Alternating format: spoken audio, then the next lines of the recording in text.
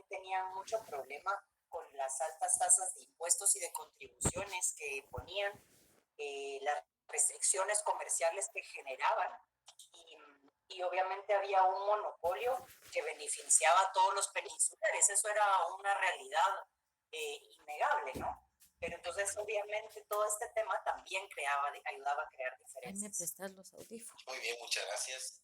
Pues excelente todo. ¿Alguien más, perdón? Ok, bien. Pues quiero comentarles que todos los comentarios que ustedes han hecho pues han sido comentarios que efectivamente así era. Vamos a ver que según la historia de Guatemala pues hay una parte que uno a veces no entiende. Piensa, por ejemplo, en el libro de Severo Martínez Peláez, La patria del criollo, se establece la tierra como fuente de riqueza, pero la tierra como fuente de riqueza va aunado también a otra circunstancia que es la fuente de mayor riqueza fue la explotación del indígena. Realmente esa fue una circunstancia bastante aberrante en aquel momento. Ahora, yo siempre le digo a mis alumnos en la universidad, imagínense ustedes que en este momento tuviéramos nosotros una invasión y esa invasión, por poner un ejemplo, fuera de los rusos y que de repente nos vinieran a imponer pues un sistema de gobierno completamente diferente, donde nosotros hoy en día nos tuviéramos otro idioma y toda la comunicación nosotros pues no entenderíamos en lo absoluto lo que nos están diciendo.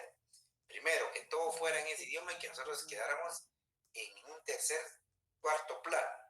Número uno.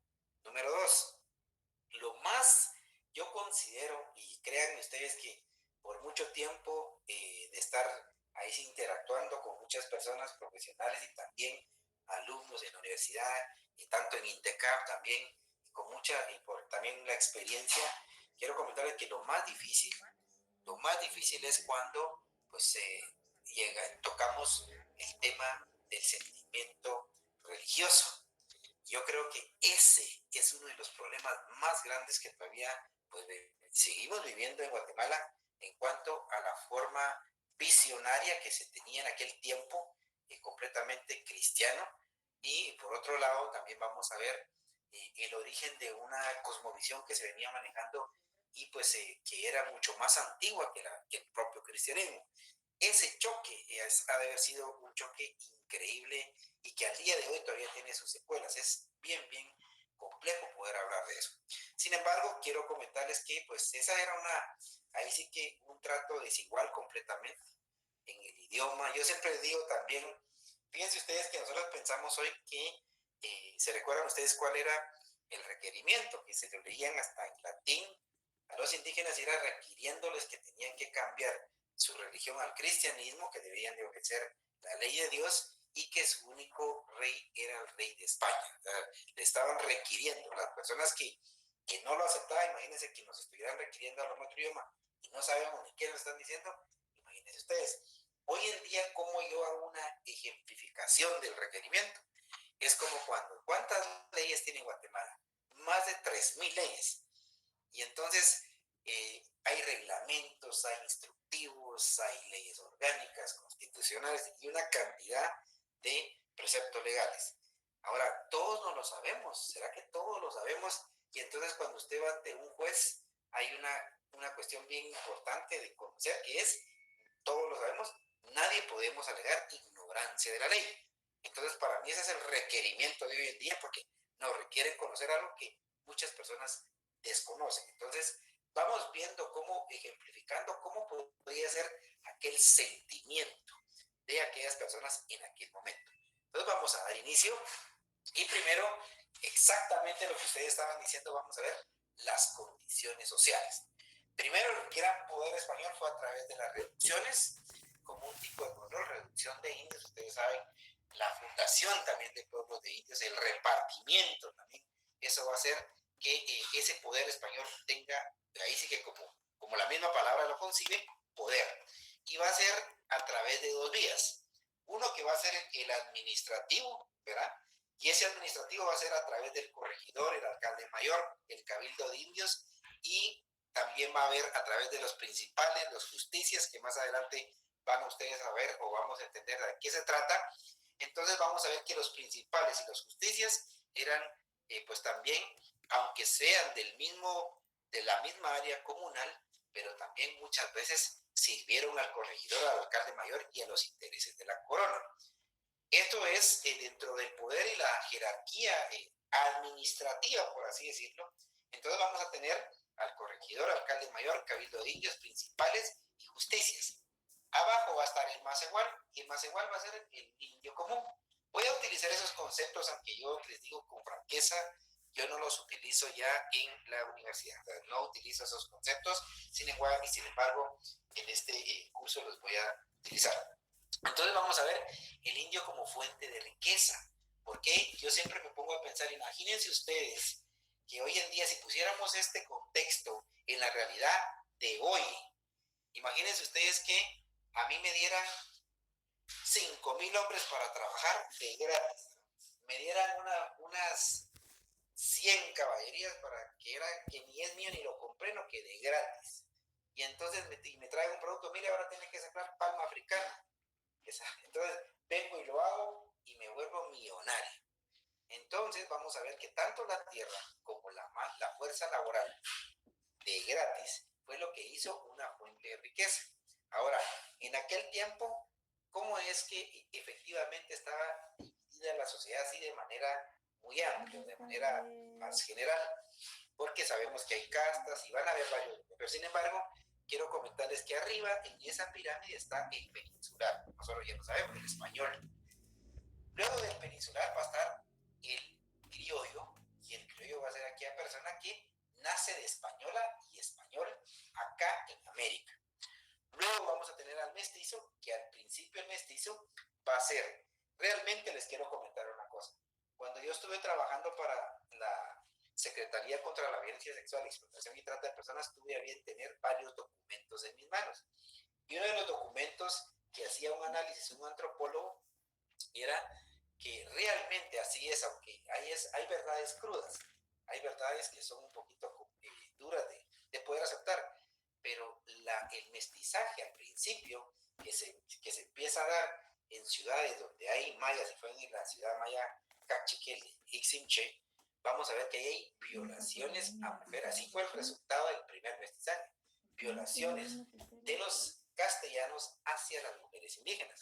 Y ahí se recuerdan ustedes que hasta por eso el delito se llamó hasta hace poco trata de blancas, porque como aquí no había mujeres blancas, entonces las traían desde Europa y así se empezó a llamar ese delito. Hoy sabemos que eso no se llama así, se llama trata de personas. Entonces vamos a ver nosotros que aquellos españoles van a arremeter, tal y como dijo alguien por acá, contra las mujeres mayas y ahí va a salir el mestizaje.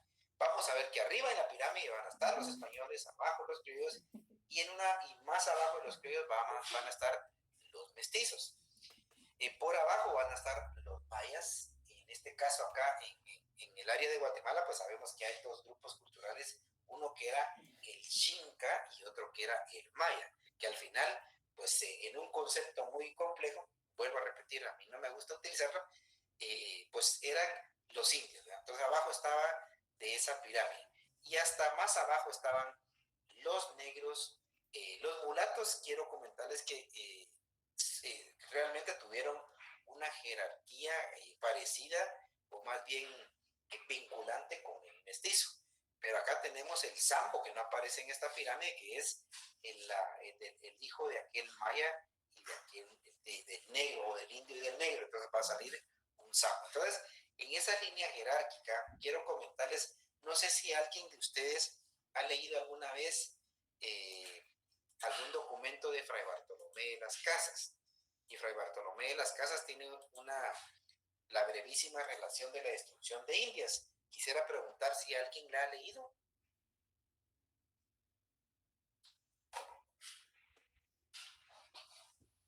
Bueno, les aconsejo cuando puedan, pues, lean ese documento, muy interesante. En la brevísima relación de la destrucción de Indias de Fray Bartolomé de las Casas, es solo para que ustedes se den cuenta hasta qué punto llegan estas condiciones en las que vivían en aquel momento. Ahí relata Fray Bartolomé de las Casas cómo dos españoles se cambian. Uno le da un perro al otro y el otro le da 200 indios. Solo para que ustedes vean cuál era esa posición.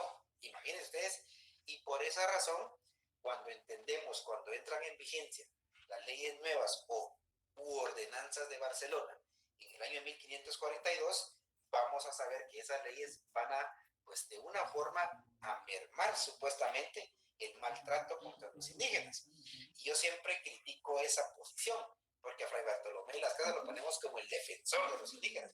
Sin embargo, Fray Bartolomé de las Casas le hace una carta al rey, en aquel tiempo Carlos I de España, diciendo: si estos indios no tienen alma, no pueden pagar tributos.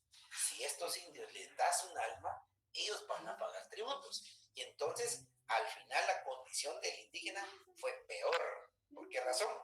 Porque después tenían que tributar, porque ya era una persona con alma al rey. Tributaba al español y tributaba a las órdenes religiosas. Imagínense ustedes, al final salió peor. Entonces, estas son las condiciones sociales. ¿Y por qué estamos viendo estas condiciones?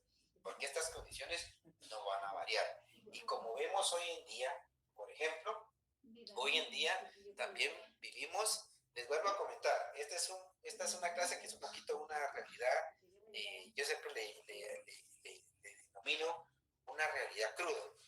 Y yo le llamo las verdades incómodas para muchos, ¿verdad? Pero lamentablemente pues así es y tenemos que hablar al respecto de esto. Entonces quiero comentarles que en esas condiciones, por lo menos hoy en día uno se da cuenta, se vive un tiempo 2021, pero la exclusión sigue. Cuando tuve también la oportunidad, solo para poner un ejemplo, cuando tuve la oportunidad de trabajar para Inguat tenía 400 trabajadores y una persona era con pertenencia étnica a la cultura maya. Imagínense ustedes, cuando estuve en la Secretaría contra la Violencia Sexual y Trata de Personas, dentro de 60 trabajadores, había 3 personas pertenecientes a la cultura maya. Hoy estoy en el Ministerio de Ambiente y Recursos Naturales y por lo menos en la dirección donde estoy hoy en día, solo hay una persona con pertenencia cultural maya. Entonces, vamos a ver que las condiciones será que han cambiado durante mucho tiempo, pues eso será para que nosotros nos pongamos a pensar como guatemaltecos y pongamos esta circunstancia como parte de muchos de los problemas que hoy tenemos. Entonces, estas son las condiciones, un panorama bastante amplio y complejo de lo que se estaba viviendo en el tiempo. Primero, vamos a ver que habían tributos. Habían los diezmos que pagaba la iglesia, el despojo de tierras comunales a cada rato, los repartimientos, había malos tratos, había conflicto de tierras cuyos ejidos eran limítrofes. Vamos a ver que varios de los conflictos que se mencionan en la historia de Guatemala son aquellos de ejidos que eran limítrofes. Ahí se recuerda que los ejidos eran tierras comunales que estaban fuera de los poblados, que se utilizaban muchas veces para sembrar o para llevar en algún momento ovejas en el altiplano de Guatemala. Sin embargo, muchas veces estaban en lugares limítrofes. Hasta el día de hoy conocemos que los problemas que tiene muchas partes del altiplano de Guatemala son por áreas limítrofes, o sea, son problemas que vienen desde hace mucho tiempo. El algodón y las mercancías eran negocios del alcalde mayor. Pongan atención, ¿quién era el alcalde mayor? El alcalde mayor era aquella persona encargada de recolectar los impuestos, los tributos, perdón, y también de impartir justicia en un área determinada. Y los corregidores pues tenían un área mucho más amplia en ese sentido que los alcaldes mayores. Ahora bien, los alcaldes mayores y los corregidores tenían como intermediarios. Ahí se recuerdan que realmente la forma de gobierno de los castellanos era de que los principales, o sea, las personas que en aquel tiempo, antes de la llegada de ellos, tenían un poder hegemónico. Ahí se recuerdan que en el posclásico la forma de gobierno va a ser a través de los linajes. Y los linajes son familias que han sustentado un poder por mucho tiempo en un área determinada. Entonces, estos linajes, pues obviamente cuando son ya sometidos al poder español, las personas que pertenecían a los linajes, por decir los nobles, fueron los principales después que ayudaron a través de las justicias a recolectar tributos. Entonces vamos a ver que tanto los justicias como los principales, quiero que entiendan ustedes bastante bien, como tenían ciertos privilegios, en algún momento se van a ver inmiscuidos en problemas contra su propio pueblo, porque eran los recolectores de tributos. Pero el español, ni lento ni perezoso, lo hace ¿para qué? Lo va a hacer para que estas personas pues tengan conflicto, o sea, ellos se salen del conflicto. Es como que si ustedes tengan un conflicto conmigo y mejor yo les mando a una persona para que con esa persona puedan ustedes hablar. Entonces, esa es una conflictividad que se lleva. Luego vamos a ver que los párrocos también colaboraban con las autoridades locales, o sea, al final van a ver ustedes que muchos párrocos lo que hicieron fue ayudar a las autoridades locales. Entonces, los grupos indígenas dejaron de creer en lo que los párrocos en algún momento pronunciaban al respecto. Y luego tenemos la reducción de pueblos, que ustedes saben también que es una institución. Entonces, los problemas más recurrentes que estaban en aquel tiempo van a ser los que yo estoy mencionando en este momento.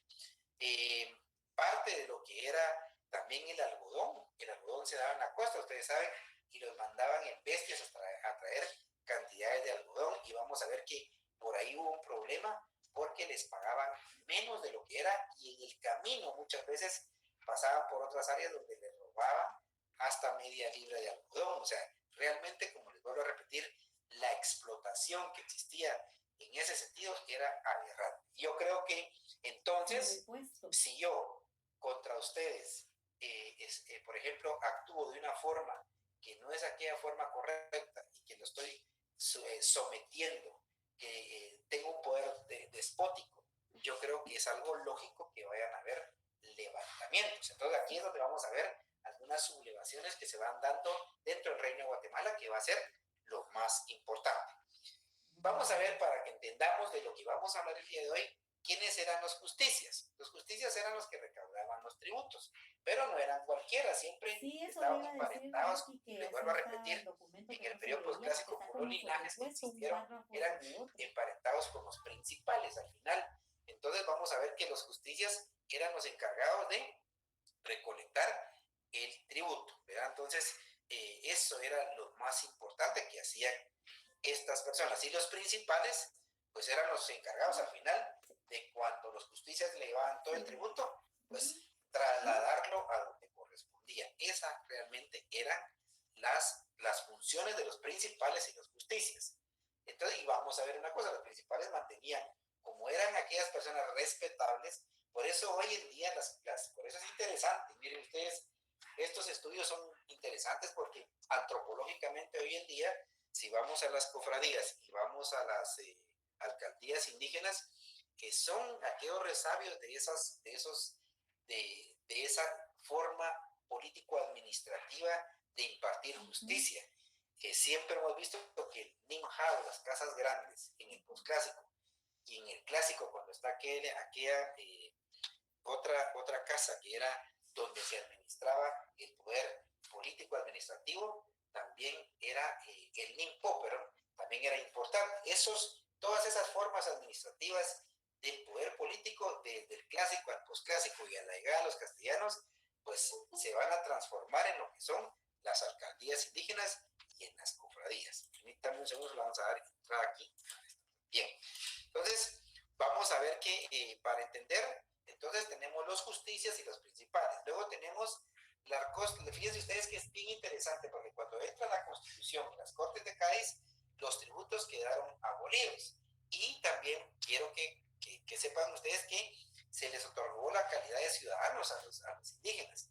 Pero cuando Fernando VII, recuerdan ustedes, regresa, él reinstauró los tributos, aunque luego, pues por presiones, de acuerdo a algunos documentos, también él sostuvo que los tributos ya no iban a cobrarse. Y ahí es donde comienzan algunos de los problemas, porque hay problemas legales en aquel tiempo. Algunos que dicen que los tributos son legales y otros dicen que los tributos ya son ilegales. Y entonces conocemos ya estas instituciones. Obviamente también vamos a saber que la iglesia juega un papel bien preponderante. El párroco, el cura, era una de las personas con las que realmente tenía una gran influencia sobre los pueblos. Y entonces vamos a comenzar sobre la primera rebelión. Esta, imagínense ustedes, es del año de 1712. fue uno de los movimientos más violentos y se le llama la rebelión de los Sendales, perdón.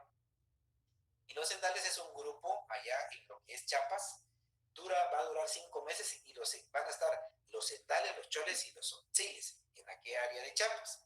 Y fíjense ustedes que al principio ellos tienen una opresión porque, y les vuelvo a repetir, los mandan en repartimientos de algodón y mercancías, o sea, ahí los mandan realmente eran como los cargueros y no les pagaban lo correcto. Había una presión en el tributo, se les pedía más de lo que efectivamente ellos podían dar. Y vamos a ver que en aquel tiempo había el obispo Fray Juan Bautista Álvarez de Toledo, que estaba en aquella área. Sin embargo, fíjense ustedes, hay algo bien interesante. Si ustedes quieren leer un poquito más, hay un libro que se llama La rebelión de las dos vírgenes, y ahí van a ver por qué. En el año de 1708, imagínense ustedes, se va a aparecer yo creo que es el lugar de Cancuc, allá en el área de Chiapas, se va a aparecer una virgen a esta señorita María Candelaria. Y esta virgen le va a decir que esta virgen llega o se aparece para ayudar a los indios y sacarlos de la opresión. Entonces ellos hacen una virgen de madera a quien comienzan a venerar y crean un ejército llamado Soldados de la Virgen. Tiene 3,000 integrantes, imagínense ustedes, y entonces comienzan una revuelta en contra de los españoles, de los clérigos, de los hacendados y los principales. Y van a ver ustedes que van a destituir a todas las autoridades religiosas, van a haber saqueos, van a confiscar bienes, de todos los bienes, en nombre de la iglesia, pero en nombre de su virgen. Por eso este libro es bien interesante porque se llama La rebelión de las dos vírgenes. Una que es la católica, que no va a defender a los indígenas. Entonces vean ustedes cómo esto se puede convertir en un grave problema, y se convirtió en un grave problema en el año 1712. De acuerdo a la historia, esta es una de las rebeliones más violentas que existieron en aquel momento. En ese sentido, quiero comentarles que va a haber una creación de un ejército de criollos y mestizos, y los indios se van a concentrar en un lugar llamado Cancún. Y luego, pues, en el año 1712, vamos a ver que van a haber 5 horas de ataque, y obviamente al terminar la clase del día de hoy, vamos a ver cuáles son las circunstancias por las cuales jamás los grupos indígenas tuvieron éxito en el sentido de esas rebeliones. Y ahí nos vamos a dar cuenta que fue porque no tenían armamento, aquí no tenían armas, y entonces lo que tenían eran palos y piedras, con eso era lo que se peleaba. En aquel tiempo se utilizaba el arcabuz, y ustedes saben que el arcabuz pues es como una escopeta 12, hoy en día le pegaba un tiro y mataba como 15 personas a su alrededor, entonces era totalmente distinto, o sea, ese choque ha de haber sido bien complejo. Luego quiero comentarles que toman el control, tanto los criollos y los mestizos, a través de las autoridades coloniales, y va a haber una gran represión contra pues aquellas personas que se sublevaron. Y en ese sentido vamos a ver que nunca encontraron a María Candelaria, nunca fue capturada. Quiero comentarles a todos que va a haber un periodo luego en el año de 1717, en el cual va a haber como un tipo de amnistía, y van a ver ustedes que muchas de las personas que estuvieron encarceladas por estas rebeliones van a acogerse a la amnistía decretada en España. Entonces vamos a ver, esta es la primera rebelión que se da, y es por una aparición de una virgen, pero realmente ese es uno de los conceptos que la iglesia estaba en desacuerdo, porque dice, imagínense, ellos ya tienen a su propia virgen que los va a salvar de nosotros mismos. Número 1. Número 2, quiero comentarles también que ese es como que una de las cosas por las cuales terminó de surgir un problema que estaba basado en los tributos, y también estaba basado en lo que era la explotación. Entonces vamos a ver cómo esto efectivamente se va a dar. Entonces esta es la primera rebelión. Luego vamos a ver la rebelión de Santa Catarina Ixtahuacán, imagínense ustedes, en el año 1743. Vamos a ver que aquí ya los más iguales, o sea, los indios comunes, van a estar en contra de cómo han tratado o cómo los han tratado los principales. Ahí se recuerdan que al principio dije que era una forma de los castellanos de poder obtener el poder, obtener el tributo a través de mandar a mensajeros, y esos mensajeros eran los principales a través de los justicias. Vamos a ver que después de que los macehuales agarran a los principales, luego van a ser castigados estos príncipes, los macehuales que hicieron esta revuelta, y se les van a aplicar castigos. El castigo en aquel tiempo era la horca, eran los azotes y era el encarcelamiento. Yo siempre me he puesto a pensar, y les digo una cosa, me da mucha tristeza que han habido en la historia de nuestro país y en la historia de los grupos indígenas dos personajes que para mí mis respetos. Un personaje que es Cají y Mosh, que era el Ajpop Tzotzil, Cají y Mosh, que era del grupo de los Tzotziles, de uno de los grupos cachiqueles que estaba allá en Iximché cuando Pedro Alvarado llega en el año 1524, y el Ajpop Tzotzil Cají y Mosh era el principal. Si alguien conoce el sitio arqueológico de Iximché, la plaza A y B pertenecía al grupo Tzotzil, y ahí estaba Cají Mosh, y él recibe en su palacio a Pedro Alvarado, y después se da cuenta que Pedro Alvarado no traía buenas intenciones porque manda a lavar a los ríos cercanos, va a mandar a lavar oro para ver si encuentra oro a su hermana, y ahí se da cuenta él que don Pedro Alvarado no tiene buenas intenciones. Por otro lado está el Ajpot de Shahil Belejecat.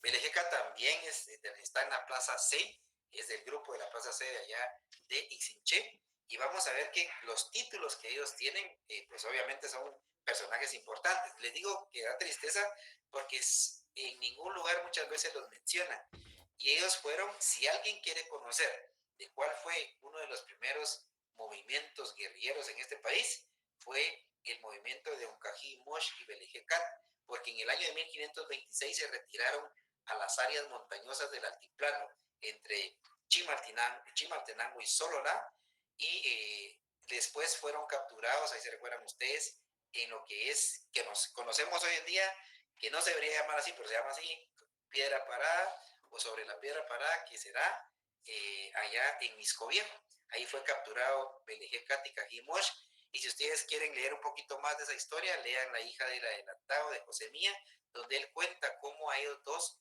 pues fueron al final ahorcados allá en el parque de lo que fue Ciudad Vieja o San Miguel Escobar, como dicen, la segunda o primera ciudad fundada por los castellanos. Entonces, estos dos héroes independentistas también, porque no querían ser en un momento determinado capturados por los españoles, imagínense ustedes, les dieron una guerra de más de 14 años a los españoles entre las montañas. Bien, continuamos entonces. Ese era un paréntesis para que entendamos también cuál era ese contexto cuando vienen los castellanos. Se aplican castigos de azotes y encarcelamiento, ahorcamiento también, y pues y también pago de tributos. Muchas veces se les condena al pago de tributos. Fueron llamados a Sololá, a estos principales, y también los macehuales, y estos se van a quejar que repartían bestias para ir a la costa a traer algodón, y era lo que yo les decía. Les pagaban por 6 días de trabajo un tostón. Un tostón es una moneda, tostón se le llama una moneda circular de plata. Entonces en aquel tiempo era utilizable en el área. Entonces se les pagaba un tostón por 6 días de trabajo, y en el recorrido se les quitaba media libra de algodón sin pagar. Créanme ustedes que cuando uno lee esto dice, pues cualquiera se hubiera puesto bastante enojado, cualquiera hubiera reaccionado como ser humano. El cura negó los maltratos, imagínense ustedes, y en 1745 se retiran los cargos el 15 de junio. O sea, el cura va a decir que no, que ahí no habían maltratos, que él nunca vio que maltrataran a los más iguales, y entonces ahí terminó el juicio. En 1748 el rey dice que se retome el caso, y cuando terminó la sentencia solo fue de que sí había existido abuso de autoridad, pero nunca le pasó a nadie de los principales nada. Ahora la pregunta a los que me están escuchando, ¿por qué razón no les hicieron nada a los principales?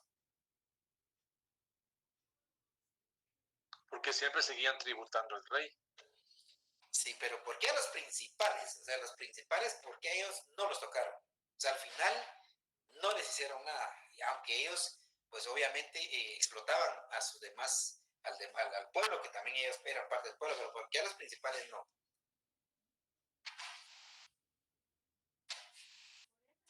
¿Alguien que me pueda decir? Bien, ahí se recuerdan que los principales tienen una jerarquía, o sea, son personas nobles antiguamente en el posclásico, pero tienen una jerarquía. Entonces los principales se ayudaban a través de los justicias para recolectar el tributo.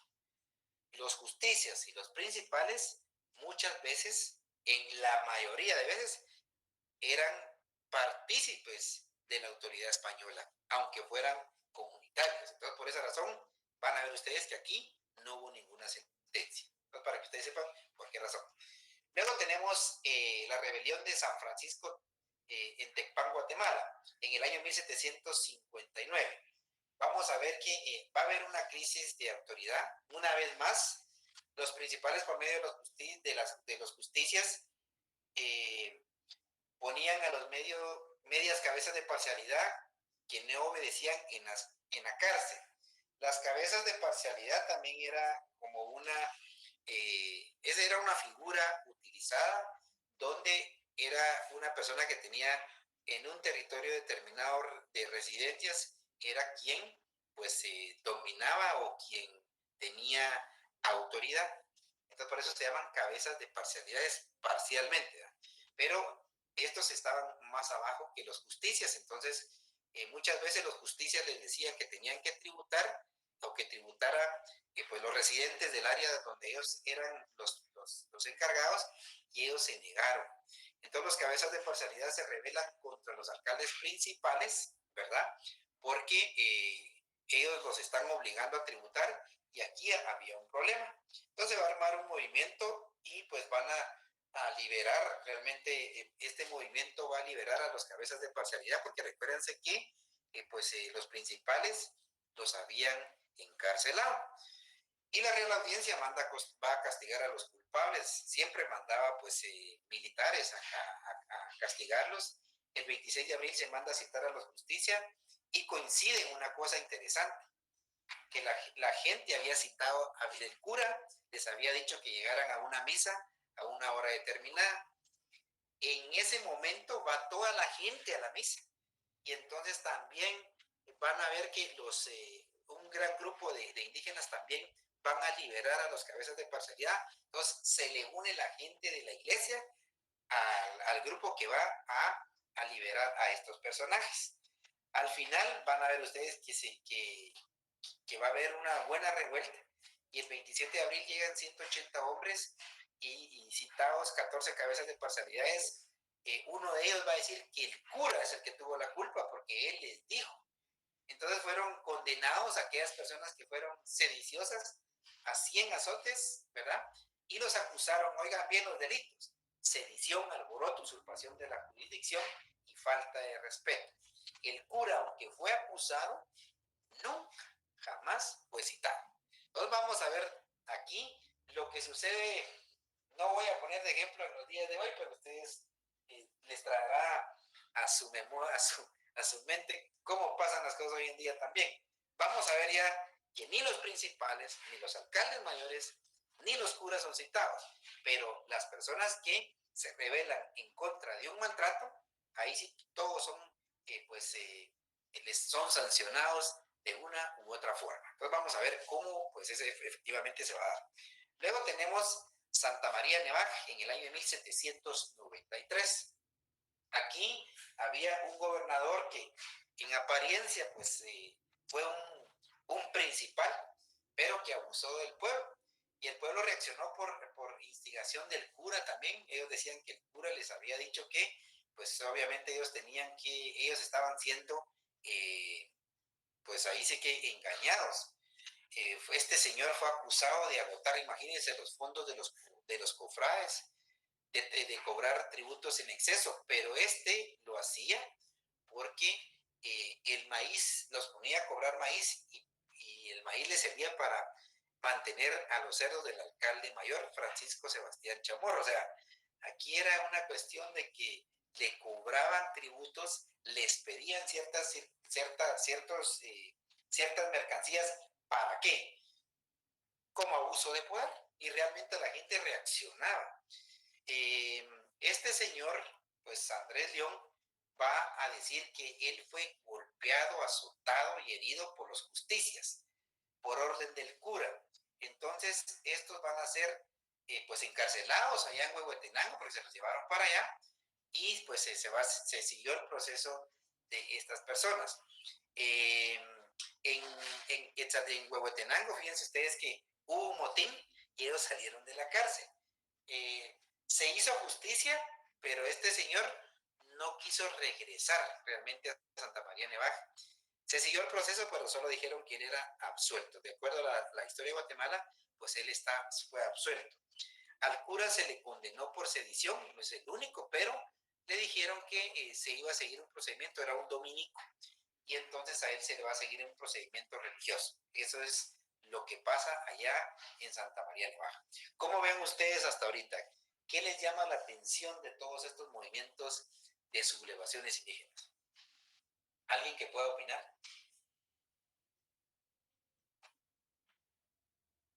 Una situación de maltrato, de desigualdad, de exclusión.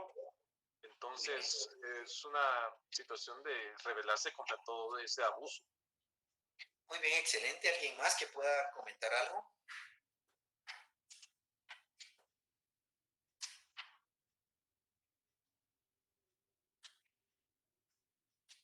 ¿No hay comentarios? Bien, pues vamos a ver entonces cómo, como dijo el compañero, sí, ese abuso que existe va a causar una reacción. Yo creo que esas reacciones pues eran naturales por todo lo que sucedía, y van a ver ustedes cómo va sucediendo cada una de estas sublevaciones. Ahora bien, después vamos a llegar a las conclusiones, porque son sublevaciones que se van dando. ¿Qué está pasando en Guatemala en estos momentos? Pues ya saben ustedes, en este caso ha sucedido la Declaración de Derechos de Virginia, ha sucedido también, está dentro de todo la Revolución Francesa, mientras que acá es otro rollo, es como que estuviéramos completamente en otro mundo. Santa María Chiquimula, aquí ya en el año de 1802, una de las causas son los tributos excesivos y el abuso de autoridad. El 1 de mayo de 1802, los principales de Santa María Chiquimula no querían hacer el patrón de viruela. ¿Qué era el patrón de viruela? Era ir anotando quién tenía viruela, pero los principales no lo querían hacer. Entonces fueron citados por esa razón a Momostenango, pero estos tampoco llegaron. Entonces un cura pues viene y les platica, les dice que tienen que los hizo entrar en razón, y que pues comenzaran a hacer el patrón. Pero pues entonces todos comenzaron a hacer el patrón de la viruela, o sea, anotar a las personas.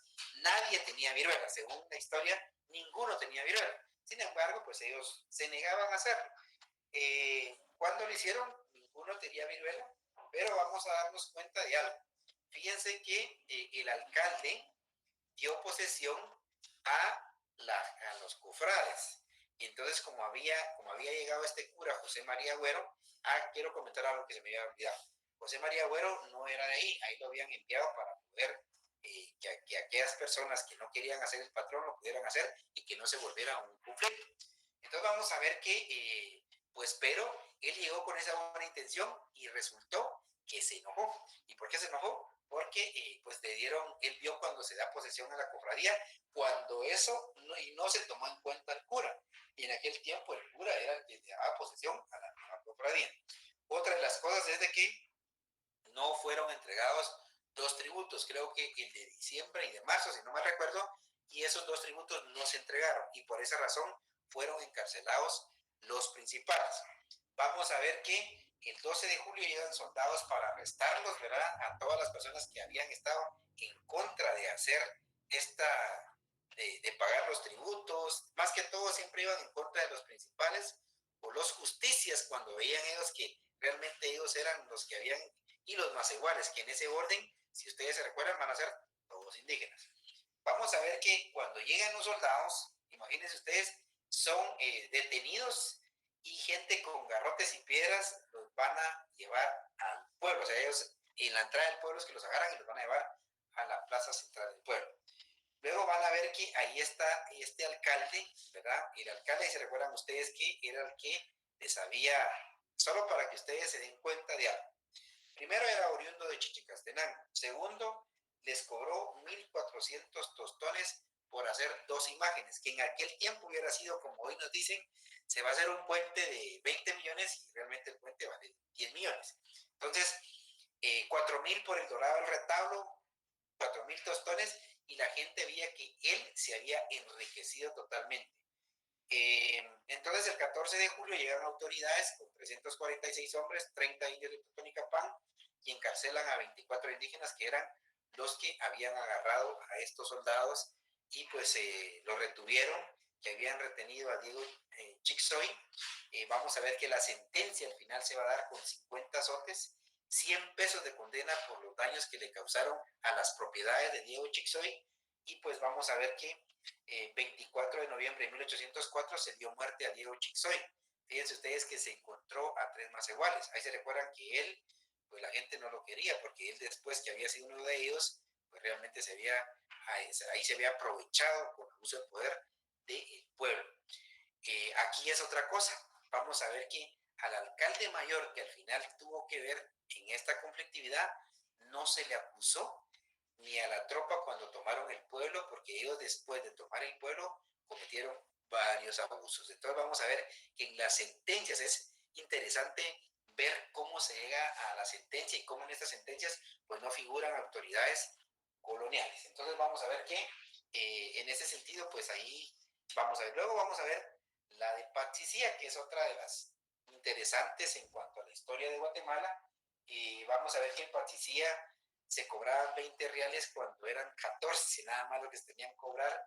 Entonces, siempre se le acusaba a la iglesia muchas veces. Yo considero que también en la iglesia, así como algunas autoridades pudieron apoyar a la corona, otras autoridades no la apoyaron, sino que al contrario, pues ahí sí que le hacían ver al pueblo lo que estaba sucediendo. Entonces, vamos a ver que fueron a arrestar al maestro del coro de la iglesia, quien le había dicho que el sacerdote o el padre le había dicho que no era lo correcto, que lo correcto era pagar 14 reales. Entonces ahí se hace una revuelta porque todo el mundo va a rescatar al maestro del coro, y luego pues vamos a ver que después, una vez son repelidos, o vamos a ver que el 2 de diciembre son condenados cada uno de las personas que pues participa en esa revuelta con 25 azotes. Entonces vamos a ver que...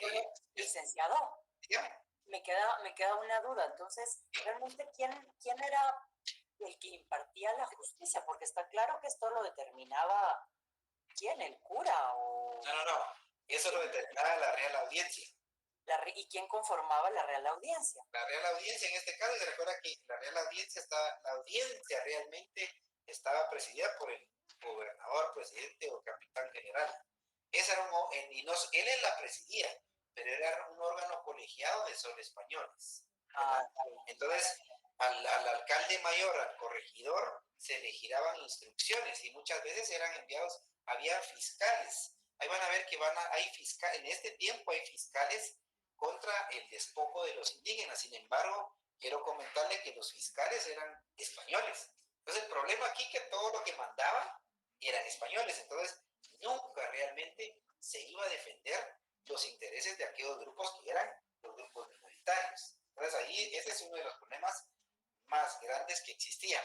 Pero sí, era la Real Audiencia que emitía todas estas esas condiciones. Ahí se recuerda que también los corregidores muchas veces también pusieron a bien, porque el corregidor y el alcalde mayor también administraban justicia. Pero cuando eran estas circunstancias en las cuales tanto los alcaldes mayores como los corregidores pudieran estar inmiscuidos, eso llegaba a la Real Audiencia, quien determinaba cuáles eran las instrucciones a seguir. Así era como funcionaba. Ok, gracias. Entonces, en Patsicía vamos a ver que... sí, dígame. Solo a manera de comentario, ¿verdad? para mí es curioso ver cómo estas sublevaciones que suceden en pueblos indígenas, pues tenían una razón, un motivo, ¿va? El abuso de poder, la actitud despótica en algunas circunstancias o sentencias, ¿no? Pero ¿cómo es que el mismo gobierno busca la independencia de España o de la realeza cuando ellos también abusan del poder? O sea, es un poco contradictorio, ¿va? Queremos que sean independientes, ¿va? Y queremos la igualdad.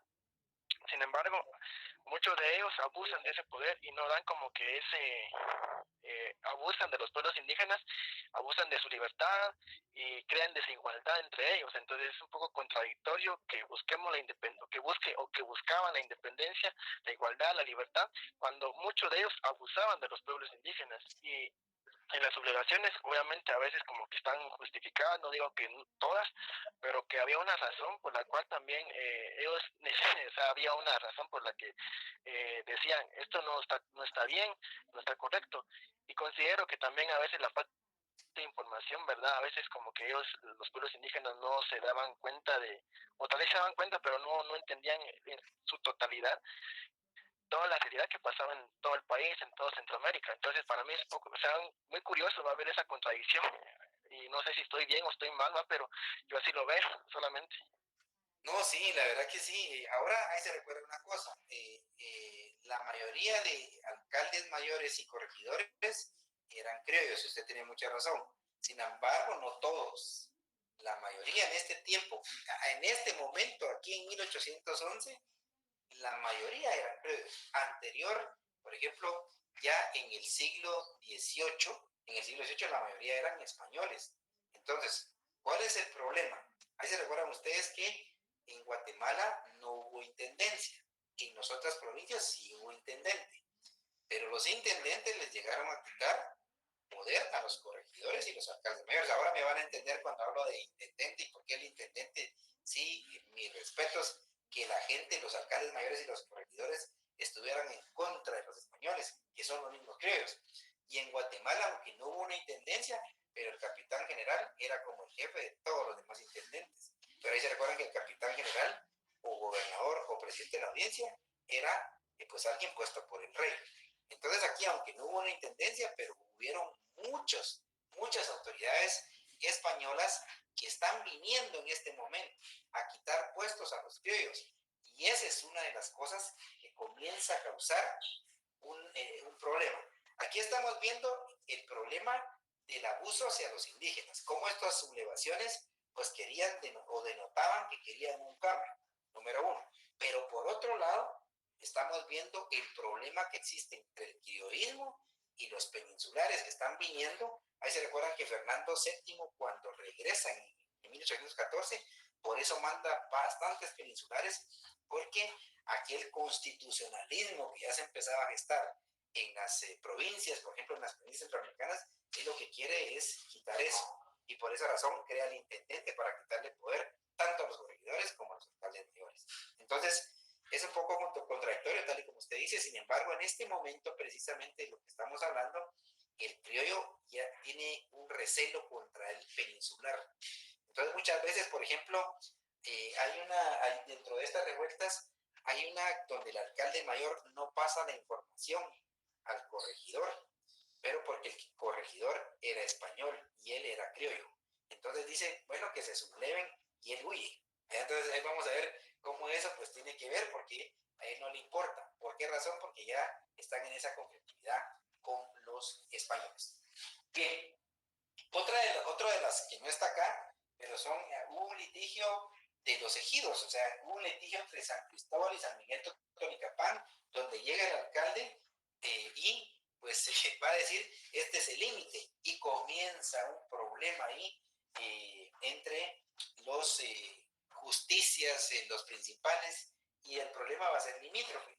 Luego pues se tiene que reinstaurar el orden y todos los que siempre están en estos movimientos van a ser azotados, muchos de ellos, y muchos de ellos también van a estar en que pues van a ser encarcelados. Al final, en este conflicto de litigio entre San Cristóbal Totonicapán y San Miguel Totonicapán, vamos a ver que al final el juez o la Real Audiencia, por eso le decía a la compañera que habló, la Real Audiencia fue quien emitió al final el fallo, el último fallo. La Real Audiencia es como decir la Corte de Constitucionalidad hoy en día, emite el fallo en contra, pero a favor de San Cristóbal Totonicapán. También quiero comentarles que también hay un litigio entre San Miguel y Santo Tomás Chichicastenango, una vez más por un ejido que está en los límites colindantes entre ambos pueblos. E igual forma,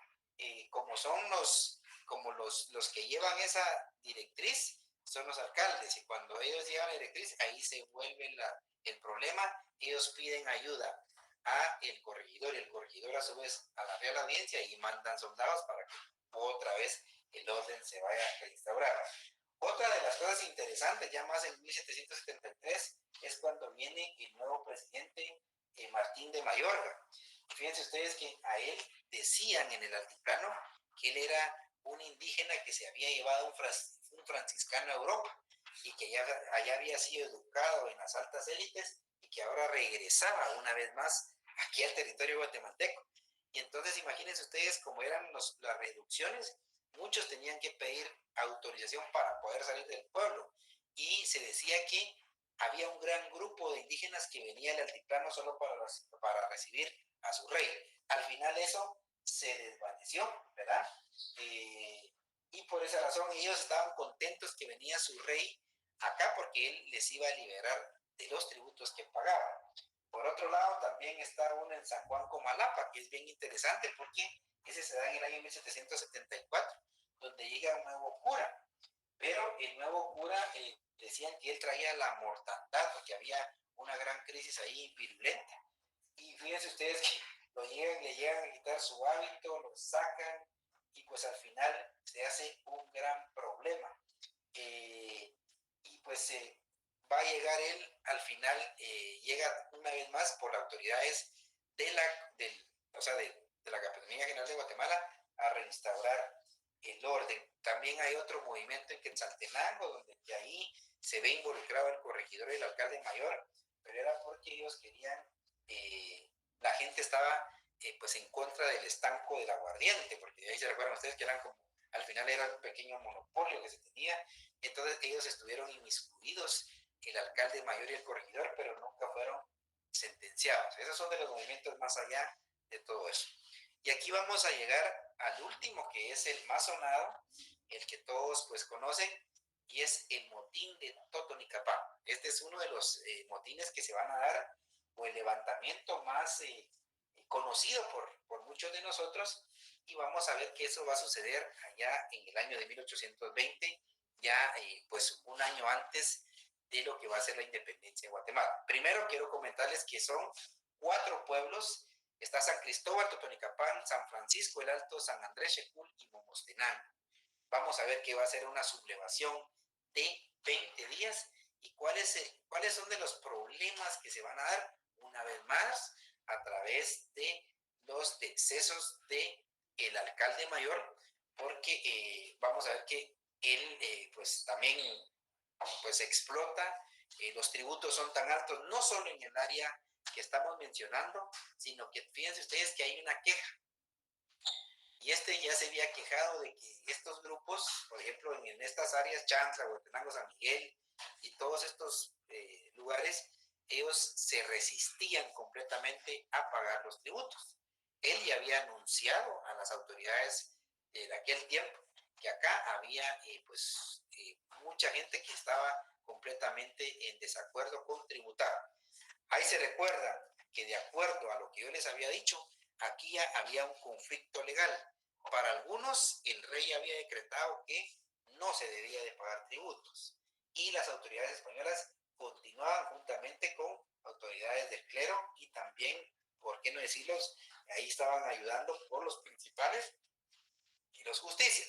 El 17 de marzo de 1820, los principales de Santa María Chiquimula, con 200 indios, llegan a San Miguel Totonicapán ante el teniente Ambrosio Collado. ¿Y qué es lo que piden ellos? Ellos han oído que existe una providencia, o sea, que existe una disposición del rey de España, Fernando VII, que los libera del tributo.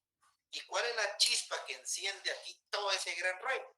que él les dice que eso era otra cosa, que no era, ellos estaban equivocados.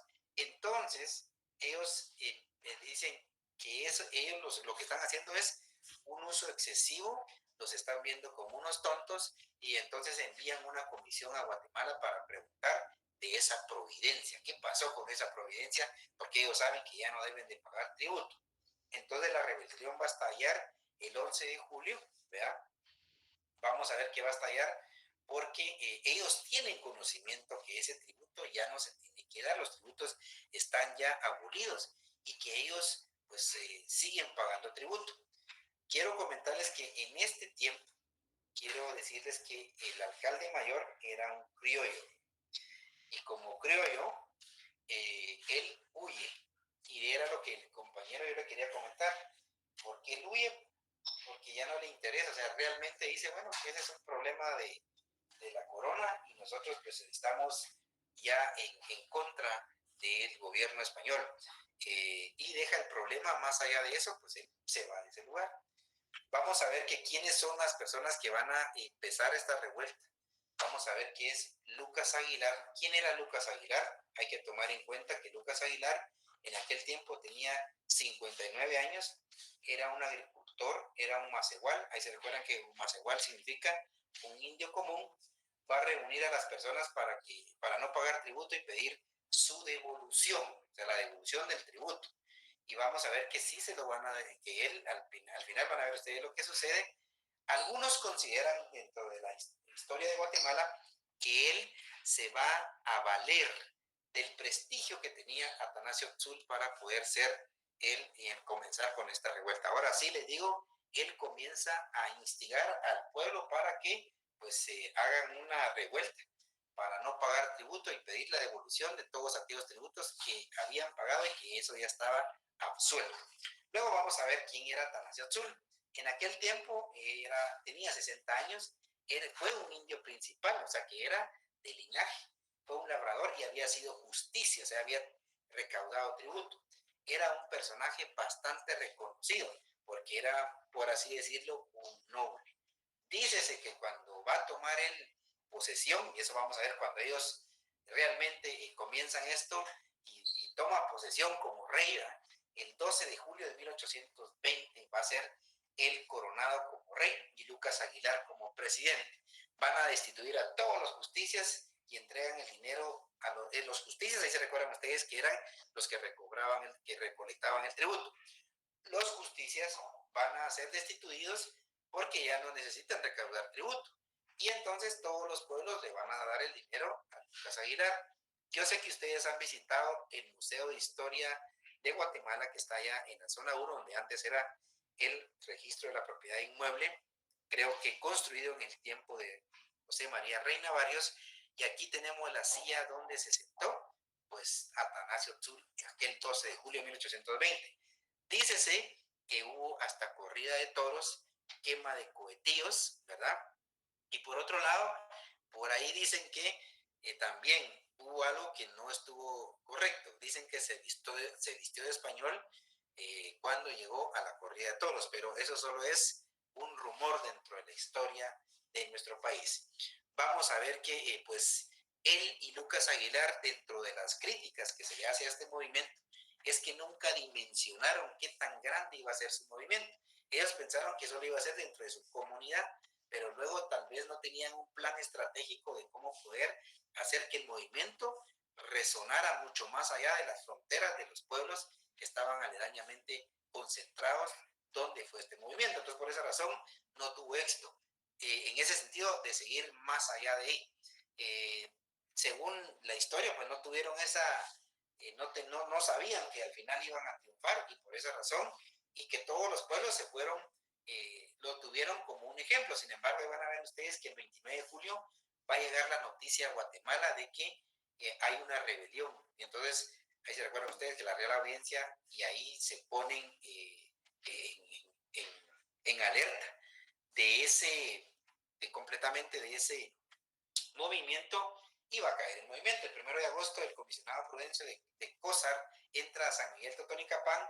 Vean ustedes, va a entrar en el pueblo con 1000 hombres y el 4 de agosto el pueblo, cuando entra él, vamos a ver que va a encarcelar a Atanasio Azul y Lucas Aguilar juntamente con otros sediciosos. El 4 de agosto llega una cantidad de gente a querer liberar a su rey. Y pues luego pues no tuvieron éxito. Y ahí se recuerdan cuál es la dominación que yo les había dicho al principio. La diferencia en armas, eso es algo muy estratégico.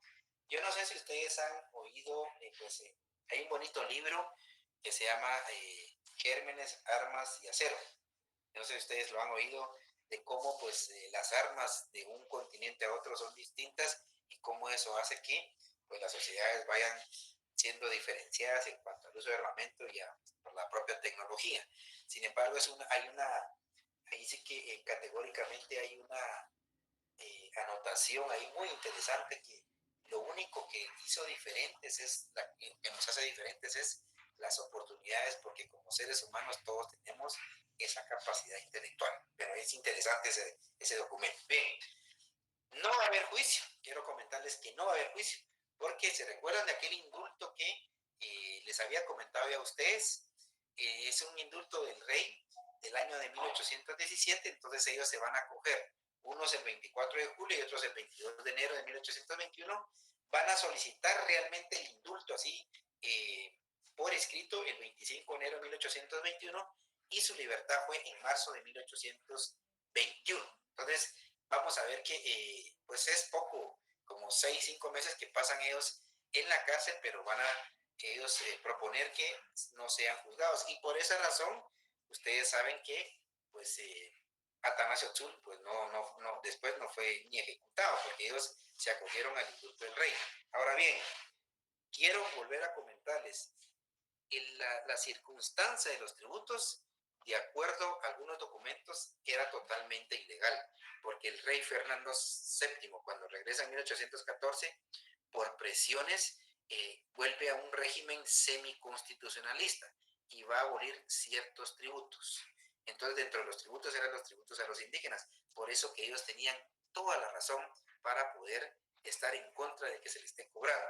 Ahora, hay un documento, no sé qué título es, donde se establece que en el área de Totonicapán hay otra sublevación en 1828, una vez más por el cobre de tributos. Qué aberrante, ¿verdad? Ustedes, porque en 1828 Guatemala ya era independiente, no tenía nada que ver con España, y le mandaron una carta al rey de España diciendo que ya no iban a seguir pagando tributos. Imaginen ustedes, alguien se lo estaba quedando por ahí. Ahora bien, conclusiones, por favor, para todos. Hubo una represión ideológica, política y económica al 100% contra estos grupos. La visión que se tenía, y por qué ustedes dicen, bueno, ¿por qué no los mataron? Porque no era ese el objetivo. El objetivo no era el aniquilamiento, sino que es la explotación. Entonces, por esa razón, muchas veces pues vamos a ver nosotros que efectivamente va a haber una sublevación en contra de esa represión ideológica, política y económica. Va a haber explotación por parte de los propios funcionarios, hablo corregidor, el alcalde mayor, los propios principales, los justicias, ¿verdad? Vamos a ver que va a haber bastante explotación. Y vamos a ver que desde sus mismas autoridades, que es lo más lamentable, es como hoy en día. Vemos hoy en día y ponemos a colación de que hay un alcalde que está siendo juzgado por corrupción. Imagínense ustedes que hoy en día pasa lo mismo. O sea, las mismas autoridades de su mismo pueblo se está robando el dinero o está siendo partícipe de algo que es contra su propio pueblo. Sigue siendo. Algo bien interesante dentro de esas conclusiones es de que cuando los indígenas que fueron parte de las revueltas fueron puestos a disposición de la justicia, el idioma no les ayudó en nada. Por eso les digo que es una aberración. Y hasta el día de hoy, imagínense ustedes, en una oportunidad yo estuve en Santiago Atitlán y me quedé en Santiago Atitlán, y quien se ha quedado en Santiago Atitlán sabe que los días domingo por la tarde, cuando era todo normal, pues la gente iba al parque, iban a las iglesias, hay bastantes iglesias evangélicas, pero también la iglesia católica, todavía hay bastante gente ahí. Y vamos a ver que, imagínense, yo me acerqué a la estación de la policía y le pregunto a ustedes de dónde son, de Jutiapa, ¿y usted cómo hace para interpretar aquí cuando hay alguna comisión de algún acto delictivo? Pues fíjese que cuando está el intérprete, pues fíjese que lo que podemos hacer lo correcto. Cuando no está el intérprete, fíjese que sí tenemos problemas. Y yo me pongo a pensar, eso fue hace 3 años. Y esto, imaginen ustedes, fue hace más de 200 años. Entonces, la verdad es un poquito complejo. Vean ustedes cómo esos problemas no han cambiado en nuestro país. La justicia siempre buscaba culpable. Aquí no era de aplicar justicia. Aquí tenía que haber un culpable. Y obviamente en esa relación despótica y una relación de desventaja, pues obviamente la justicia iba a hallar culpable a los grupos minoritarios, en este caso los indígenas. Había un fiscal protector de indios, pero este era un funcionario del aparato colonial, que aunque decía que habían habido abusos, pero no condenaba a nadie, nunca citaba a las autoridades, obviamente porque eran parte del aparato colonial. Ningún funcionario en los movimientos que yo he expresado en esta tarde-noche, ningún funcionario fue culpable. El único fue aquel sacerdote que lo acusaron de sedicioso, pero se le siguió un procedimiento religioso dentro de la orden dominica, nada más. Y otra de las cosas más importantes fue la distinción de armamento. Unos utilizaban palos y piedras y los otros van a utilizar armas. Entonces eso va a hacer que nunca hayan podido llegar más allá de donde pudieron llegar. Entonces la conclusión es movimientos comunales no nacionales, pero que tenían un sentido, y ahí sí yo difiero de algunos historiadores, es de que dice que no tenía ningún sentido, completamente un sentido independentista. Para mí que sí, porque ellos lo que querían es completamente, tenían esos ideales de ya no seguir pagando algo porque quiero ser diferente, quiero ser independiente. Y vamos a ver nosotros cómo, pues efectivamente eso no se va en un ámbito mucho mayor. Los únicos que llegaron, si ustedes pusieron atención, o que llegó a ser un movimiento más grande fue el de Lucas Aguilar y Atanasio Chul. Entonces allí es completamente diferente, pero ellos realmente no tuvieron esa visión más allá de que iba a crecer su movimiento. Yo sí considero que estos hechos históricos realmente no hay que verlos como tales, sino que como movimientos sociales. Era un movimiento social indígena que estaba pues versándose en aquellos tiempos y que al final, aunque sean aislados de lo que después vamos a ver, que es el puro movimiento independentista, pero también pues había un sentimiento de querer ser distinto, de ser libre y de no pagar tributos. Entonces, ese era realmente cómo fue lo que sucedió. Todos consideramos, no sé si alguno de ustedes ya había escuchado acerca de todos estos movimientos indígenas, pensaron que solo era uno, no. Han de haber mucho más que esto. Realmente estos son los más precisos para contextualizarnos en lo que es la historia de la independencia de Guatemala. Como vuelvo a repetir, todos tienen orígenes en la explotación, pero también en esta represión, tanto política, ideológica y religiosa muchas veces, pero todos tienen esa finalidad de cambiar un sistema que los está oprimiendo. No sé si alguien tiene alguna duda, alguna pregunta, algún comentario. Licenciado, me llama la atención cuando menciona a los grupos indígenas, de toda la situación que vivieron de explotación, se refiere usted a ellos como grupos minoritarios. Eso de grupos minoritarios se refiere a las diferentes etnias que habían.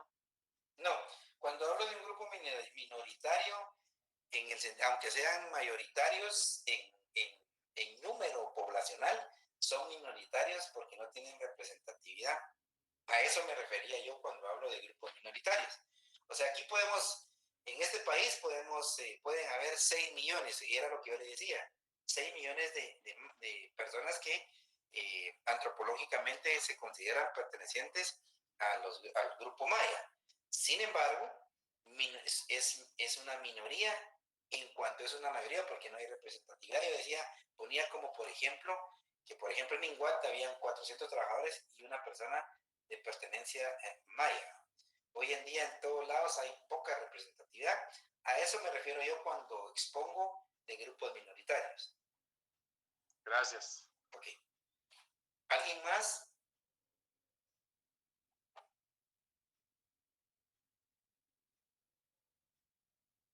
No sé si alguien más tiene algún comentario, alguna duda.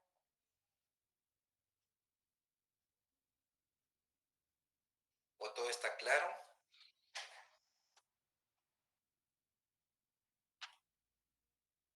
Bien, vamos a... Sí, dígame. Sí, yo creo que está claro. Lo único es que en realidad creo que en relación a lo que comentaba el compañero, el mejor ejemplo es que siguen siendo minoría en el Congreso de la República. O sea, ahí no hay representatividad indígena de acuerdo a la proporción de población que somos. Exactamente, ¿no? Y esa minoría se ve desde la manipulación de los partidos políticos, que no permiten que las asambleas verdaderamente sean asambleas, sino son asambleas de fachada. Sigue siendo el círculo muy cerrado de cierto sector de poder que sigue teniendo el verdadero poder político. Entonces, por eso es que van a seguir siendo minoría en este país. Muy bien, muchas gracias por sus comentarios. ¿Alguien más? Porque este es un tema bien interesante. La verdad que, vuelvo a repetir, yo le llamo a esto la verdad incómoda para muchos, pero es una realidad. ¿Alguien más? Ahora, de este tema, quisiera saber si alguien tiene algún comentario más. Voy a dar un minuto más. Si alguien tiene algún comentario, si no, pues yo haré, pues quisiera hacer una pregunta. Sin embargo, quisiera ver si alguien más tiene algún comentario al respecto de este tema. Y si ustedes... Solo me llama la atención, todos los movimientos, me da la impresión como que todos los movimientos solo existían en el occidente, en el altiplano occidental, en noroccidental, llamémosle, porque no se menciona nada de la costa sur, ni siquiera del oriente. Pareciera que no existieran poblaciones en el oriente. Ahí se recuerda que las poblaciones más, ahí sí como hemos mencionado, las poblaciones más golpeadas fueron las poblaciones indígenas. En estas áreas era menor presencia de población indígena, o sea, la explotación como tal se da donde está el mayor número de pueblos de indios y reducción a los pueblos de indios. Entonces ahí es donde vamos a ver esta clase de situaciones. Vuelvo a repetirle, han de haber mucho más movimientos, sin embargo acá pues, mencionamos los más sonados. Pudieron haber varios, porque aquí cuando hay una protesta, por ejemplo, es un movimiento en contra de una condición de vida. Entonces todos los días pueden haber protestas en diferentes lugares. Sin embargo, estos son los que más se mencionan y los que yo quise también escoger para dar como resultado las sentencias que se iban a dar hacia las diferentes, en los diferentes movimientos, ¿verdad? Entonces agradezco, yo solo quisiera hacer la pregunta, ¿qué tal les ha parecido el curso? Porque la verdad que uno también tiene que saber cómo vamos. A veces pues se quisiera hacer más dinámicas, pero en la historia pues tenemos que relatarla, tenemos que ser parte de ese relato histórico porque no estamos viendo un libro en sí, sino que yo estoy haciendo una interpretación de pues la historia como tal, pero quisiera que alguien hiciera algún comentario. ¿Qué tal les ha parecido hasta dónde vamos? En lo personal, licenciado, yo estoy muy agradecido, estoy adquiriendo una cantidad impresionante de conocimiento. He alcanzado a ubicar con las intervenciones de otras personas que hay personas preparadísimas. Yo tengo cierto nivel de preparación, pero me ha parecido muy, muy bueno. A la vez lo estoy dando aquí a conocer con mi familia y se ha vuelto una dinámica interesante, pues. Te agradezco mucho. Gracias, Carlos. Yo creo que esa es la misión, ¿verdad? Ustedes, y es interesante cuando uno va pues aprendiendo, cuando cada quien también va poniendo en la mesa la opinión y uno pues ahí va pues tratando de ir interpretando. Yo considero que hay muchos datos de este proceso, por eso cuando a mí me habló la licenciada Mildred Cárdenas de INTECAP, le digo, bueno, le voy a hacer ahí sí que le voy a proponer ciertos temas que es un proceso que jamás se ve desde un punto de vista mucho más complejo de lo que detalladamente nos dan en la escuela, en el colegio, donde sea. Entonces quería hacer yo una locución a información mucho más compleja, pero que ahí van a ver ustedes que al final del curso, entonces ahí sí vamos a sentar una mesa de discusión, porque vamos a tener bastante información para poder discutir. ¿Alguien más? Licenciado, Sí, dígame. en lo personal, pues me ha parecido un curso muy interesante. Ya bien lo decía el compañero anterior, que a veces uno tiene una noción un poquito superficial de la historia de Guatemala, de acontecimientos históricos del país, pero faltan como pequeños detalles, pequeños datos. Ahorita con estas sublevaciones de los pueblos indígenas, la verdad desconocía, sí escuchaba algunos nombres, pero uno no llega como que a tener esa iniciativa de ir a leer o buscar un libro, ¿va? Y creo que con este curso, con estas clases, uno llega a entender de una manera mucho más amplia los acontecimientos, detalles, movimientos, personajes, fechas que repercutieron en gran medida en la independencia, en la historia actual de los pueblos indígenas. Entonces, para mí creo que es un curso que está muy completo en lo personal, abarca muchos aspectos y que llega a rellenar los vacíos que tenía en cuanto a la historia de Guatemala. Entonces, me parece muy bueno y adelante. Gracias, Abner Guzmán. A ver, alguna fémina, alguna mujer que pueda también expresar para que seamos equitativamente y pues oigamos equitativamente a todos los participantes.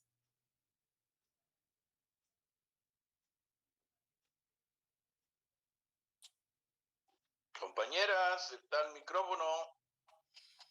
¿Alguna compañera que pueda decir algo? Licenciado, en lo personal, pues igualmente considero que son temáticas muy importantes, son conocimientos muy efectivos que de alguna manera nos ayuda también a cómo ir evaluando también cómo el sistema de justicia pues es muy vago, digamos, de esa manera, también cómo el ordenamiento jurídico pues no se respeta como tal. De igual manera, pues si nos damos cuenta, pues todo lo que nos ha venido compartiendo desde el inicio hasta hoy, pues también nos marca grandes vacíos en cuanto a las grandes luchas que se han venido dando desde grandes líderes que desde antes y como ahora en la actualidad pues siguen luchando y defendiendo pues sus territorios, porque si nos damos cuenta desde toda la historia pues también se ha venido dando los grandes despojos de tierra, y en la actualidad pues igual pues es una gran minoría pues los que tienen como esa mínima oportunidad de poder incidir y poder participar en los diferentes espacios que se dan.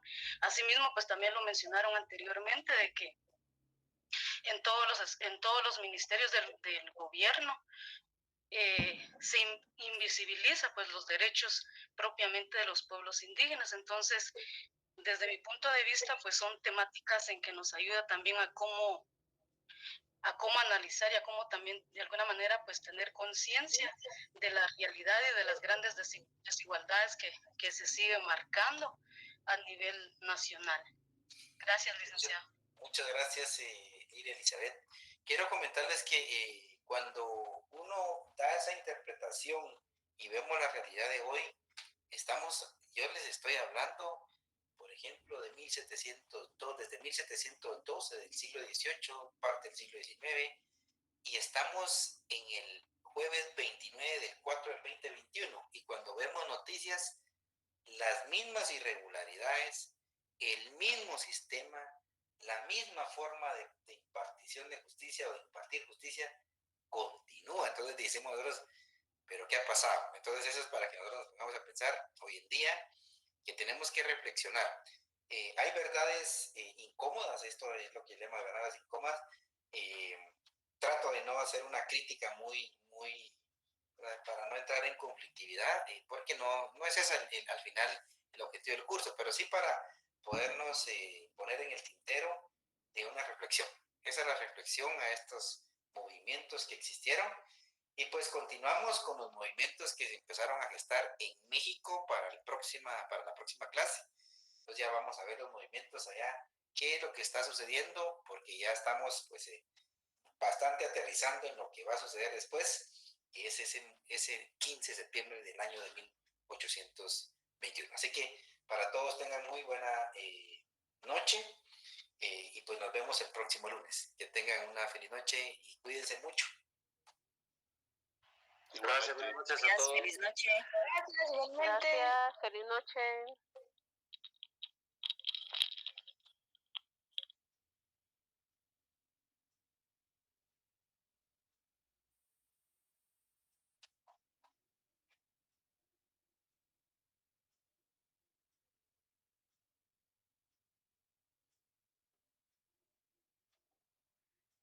Gracias, Vic. Feliz noche. Feliz noche.